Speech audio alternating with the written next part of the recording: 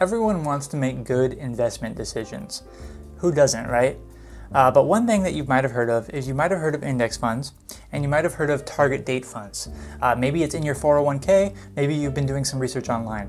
Whatever the case may be, you might be wondering which one is going to be best. What's the best choice for you? And that's exactly what we are going to discuss in this video today. We are going to discuss the similarities, the differences, which one is better to invest in between just plain old index funds and target date funds. Now, the first thing that we need to do is that we need to define what they actually are on the surface level, just so we're all on the same page. So what are index funds? Well, index funds are typically going to be a mutual fund or a ETF, which is an exchange traded fund. It's typically going to be one of those two that follows a certain market index. So it has a preset amount of rules that it follows. Its investment strategy is already predetermined. It is going to follow a certain market index. For example, a very common one is the S&P 500, which is a market index that represents 500 of America's largest publicly traded companies. That is a market index, and so if a mutual fund says that we are going to track the S&P 500, then their amount of investments should be very, very close to what the actual market index is. Now, when it comes to target date funds, those can be, index funds. Those are typically going to be mutual funds that have a predetermined amount of rules, but the way the fund invests is going to be dependent on what the date is. So what is the date? The retirement target date. So when a retirement target date fund does is it says this is when we are going to be at this amount of asset allocation. So let's say that a target date fund that says is dated for 2050 is going to be 50% stocks and 50% bonds by 2050. So right now, it is 2020, that is 30 years from now until 2050. That target date fund might be, let's say, 100% stocks and 0% bonds. But maybe over every 5 years or so, it's going to change about 5% more in bonds and 5% less in stocks. So it might automatically and slowly adjust as time goes by. Now, I don't think the math actually adds up to being 50-50 by that time, but that is just an example. So the target date fund is going to adjust over time, and it's slowly going to become from more equities, more stocks, and it's going to closely resemble, more bonds and less stocks, less equities. Target date funds can contain index funds. For example, it might say, we're investing in a total stock market index fund and we're investing in a total US bond market fund. So that might be the only two funds that it holds within that target date fund, but the amount of allocation between those two funds might adjust over time. So you can have a target date fund that is considered an index fund that only holds index funds, or you can have a target date fund that holds, completely different securities. It might hold actively managed mutual funds. It really just depends on that specific target date fund. But really what they're all trying to do is they're going to adjust allocation as once it gets nearer and nearer to that target date, it is going to be more bonds and less stocks. This is typically known as a one-size-fits-all approach when it comes to investing, because the big main draw of target date funds is that you don't really need to know anything about investing. You don't have to allocate your investments by yourself. You don't have to do an annual rebalancing or anything like that. The fund does that all for you, and that is the main draw of it. So it is like a one-size-fits-all. You only need this target date fund and you're set for retirement. That is the big main idea behind them. And I think in order to compare the two, traditional index funds and target date funds, it's best to go through a set of pros and cons. So when it comes to index funds, one pro that they have is that they typically have a lower expense ratio, and that would be a con for the other one. So index funds typically they have lower amounts of fees because they have a predetermined amount of rules and they don't have to adjust or they don't have to rebalance, whatever it may be. And so typically with that has lower expense ratios. So that is a good thing. Another pro that an index fund might have is that they might have more choices. You might have more choice and you might have more control over your investments. So if you choose to have index funds, you might have, let's say 5 different index funds in your portfolio. Whereas if you chose the target date fund, you only have really that one fund, and whatever happens within that fund, that is what happens. You don't have as much control over your allocation, when you sell, when you buy, whatever it may be, when it comes to those target date funds. So with index funds, you have more control and you have more choices. Another pro when it comes to index funds is that you might have more diversification.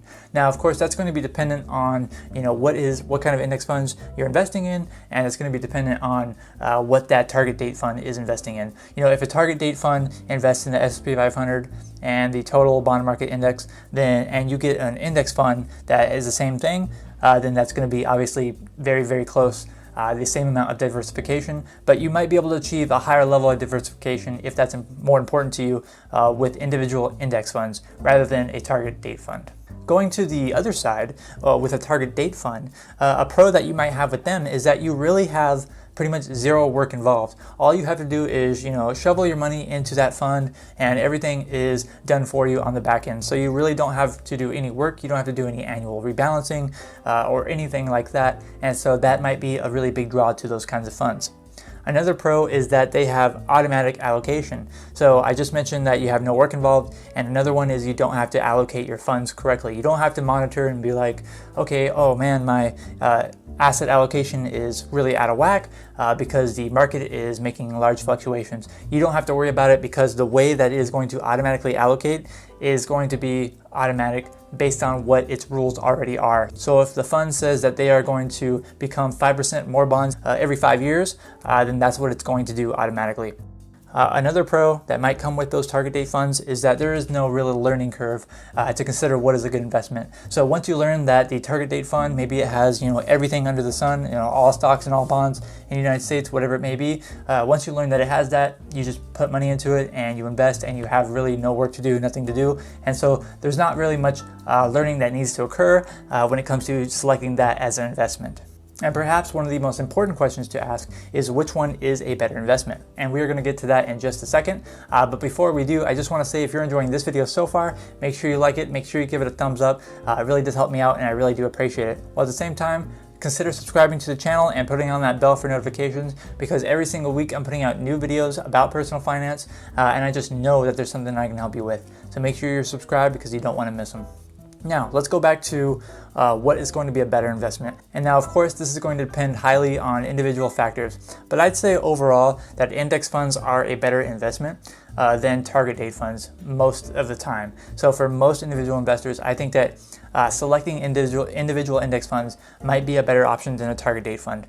Now, that is because of the amount of flexibility that it offers. So your investment philosophy might change, where if you are in a target date fund, it is already predetermined how much asset allocation you're going to have. It doesn't matter what the market is doing at the time. The target date fund is going to act accordingly to what its set rules are. Whereas with index funds, say there's a big drastic change in the market. Well, you personally can adapt to that, whether it be buying stocks on sale, selling off bonds when they're very, very high, whatever it may be. You can adjust to that on your own. Whereas in the target date fund, it is kind of already predetermined and already preset for you. So I think that the flexibility that the individual index funds have is pretty much going to be better for most individual investors. Because when it comes to your investments, no one cares as much about your net worth, about your income, whatever it may be, than you do. So the more control and the more that you can learn is going to be better for you overall in the long run. But that doesn't mean that not anyone should invest in target date funds. It might be a good solution for some people. So one scenario that I think of when it comes to target date funds is that what if it's the best option that's located within your 401k? Not everyone has a stellar 401k investment options, but maybe the target date fund is the closest thing that you can get to a proper index fund. If that's the case, then you definitely want to invest in that target date fund rather than investing in some other assets that might be not as good as a target date fund if that's only the good thing that you have available to you.